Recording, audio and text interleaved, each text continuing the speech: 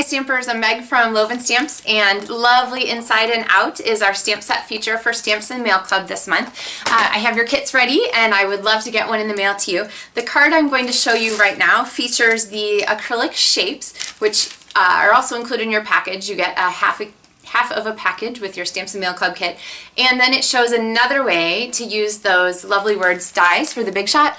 Here you go, and coordinating with the Sweet and Sassy framelits. So you're going to love this tip that I have for you, and I will show you how to do this on the Big Shot, but don't forget that with Stamps and Mail Club your pieces are all die cut for you, so if you don't have a Big Shot you can still make this card at home exactly like this by getting the kit from me. So let's get stamping and I will give you some tips. I have our pieces here, and this card is cut the long way, so it's actually 4 1/4 by 11. When you fold cards like this, you really always want to score in the center so that your card stock doesn't buckle. And so I'm going to grab my Simply Scored board here and just go ahead and score there at 5 1/2. So, all right. I'm going to fold this in half, and this gorgeous piece of the Lemon Lime Twist Designer Series paper, it's pretty on both sides, honestly. You can take whatever side of it you want to use, but it's called the Fresh Florals Designer Series paper, and I posted something with this the other day on my blog and said that this is my hands down favorite paper from the new catalog. I'm on my second package of it, and it's 40 sheets in a package, so you can see how much I really like it. Alright, so I have a piece of Whisper White cardstock here, and I'm going to grab some stamps from Lovely Inside and Out along with my Lemon Lime Twist and my Powder Pink ink spots that come with your Stamps and Mail Club kit. If you already have these colors or you want full-size pads, you can upgrade to full-size pads for a little bit extra with your kit, or you can swap out the Stampin' Spots for something entirely different if you already have them already. So when we're stamping on here, I'm going to use my Stampin' Spots kind of upside down when I'm working with a bigger stamp. That way I can really see that my stamp is getting adequately inked. So I've got that nicely inked there, and you can see this shine on it. And I'm going to go ahead and stamp once here, and then without re-inking, I'm going to go ahead and stamp a little bit up to the side. Okay, so we have our two flowers. Then with our, I don't know what this is, a leaf, a thumbprint, I just know I like it. I'm going to stamp once down here, and then I'm going to ink again, and I'm going to stamp twice, but I'm going to just stamp the second one without re-inking so that we have two different colors of green to go along with our images. Alright, the other stamping I'm going to do for this card goes here on this strip, and for that I need the Inside and Out greeting here from our kit, and this one I'm going to mount on G block. So, and I'm going to go ahead and ink this one in powder pink also. So I'm going to slide this onto our piece here, and then with my scissors I'm just going to go ahead and trim that strip a little bit closer. I like it to be a little bit more petite to match the feel of our card. And I'm actually going to do kind of like an arrow. It's a real, I don't know, it's a subtle artistic effect, we'll call it. But I'm going to give it a pointy on one end and a tail on the other end so that it goes kind of with our heart. Alright. So here is our gold, our lovely gold heart. Isn't it pretty? So let me show you how I got this out of the piece of gold foil paper. So the Lovely Words Thinlit dies actually have 3 different shapes in them. There's a circle, an oval, and this heart. And the heart coordinates with the shapes from the Sweet and Sassy framelit die set. So what you want to do is look through here and find the die that matches, which is this one. Pull this out, and we will go ahead and put this on our Big Shot. So my Big Shot here is set up with the thin die adapter on the Big Shot platform, so that's the whole thickness. If you have the older adapter with the flaps, you want both flaps closed so that it's this as thick as possible.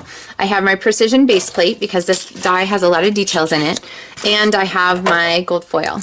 So I'm going to line this up. So I have 2 dies on here. I have the heart from Lovely Words, and then I also have the outer heart, which is from Sweet and Sassy framelits. And I'm going to put one plate over the top. So remember, when you're using the precision base plate, it is your bottom plate. So your sandwich should just have one clear plate, not 2. Alright, and then I'm going to slide this back. Okay, And then I can just look at the back right away, and you can see very clearly that the whole die is cut. There's no need to run it through like 6 times or anything like that. And we can go ahead and pop this out. Sometimes I like to use my Big Shot die brush just to make it easier to get those little bits right out of there. And we have our piece cut. So if I hadn't used that heart around the edge, I would just have a hole in a piece of gold cardstock. But because I used that extra heart around the edge, I have this really nice cutout shape that we can use. And then these little bits of gold here, which you could use for another card, or I don't know, punch little hearts out of them or something like that. So let me show you how we're going to use this piece.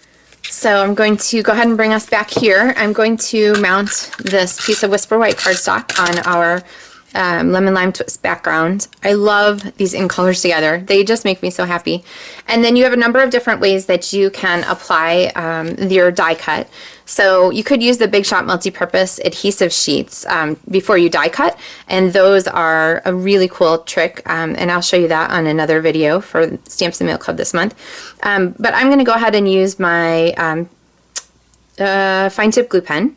And I'm just going to put it on the word lovely in the middle. I'm not going to worry about the heart too much. Here's a tip for capping it. Just lay the pieces flat on your finger like this. It doesn't matter which finger you use. But lay them flat, and it's so much easier to get that needle tip back in. Okay, so I'm going to take this and lay it kind of at an angle there so that the love is really highlighted by that darker flower. And my favorite thing to do now with two-way glue pen, or sorry, fine tip glue pen, here's this guy, is to go ahead and put a clear block on it and just leave it there for a couple minutes so that you get a really nice tight bond in that area. So I'm going to grab a piece of Stampin' Dimensional and put it on the back of our little banner that we made and get this ready. Okay, I think that's probably stuck pretty well.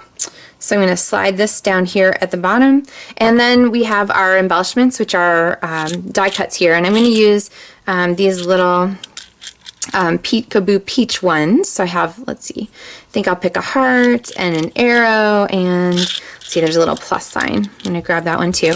Now when you use these, pay attention because the glitter is actually only on one side, but sometimes it's hard to see. So make sure you're mounting them glitter side up. Although I guess if it's hard to see, maybe it doesn't matter. So I have a folded mini glue dot that I'm going to put behind our heart, and just take that and sort of fold the glue dot in half and then stick that down on our card. And don't forget, you can also just press your shapes right down onto the mini glue dots, and that will save the hassle of getting them off your fingers. Oh, okay, I just mounted that one upside down. Well, no one's gonna know, right?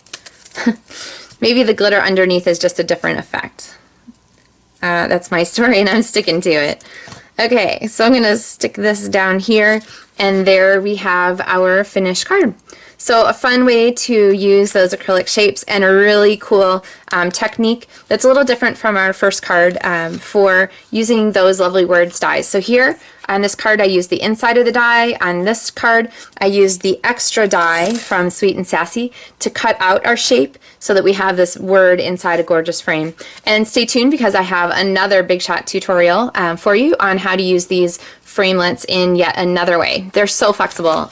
You need them for your collection. So if you haven't signed up for Stamps and Mail Club yet, go ahead and check out my website and order a kit. If you have any other questions about ordering supplies, you can do that in my online store. As always, let me know if I can help you with anything. So thank you so much for watching. Happy stamping, and I look forward to sharing another project with you soon.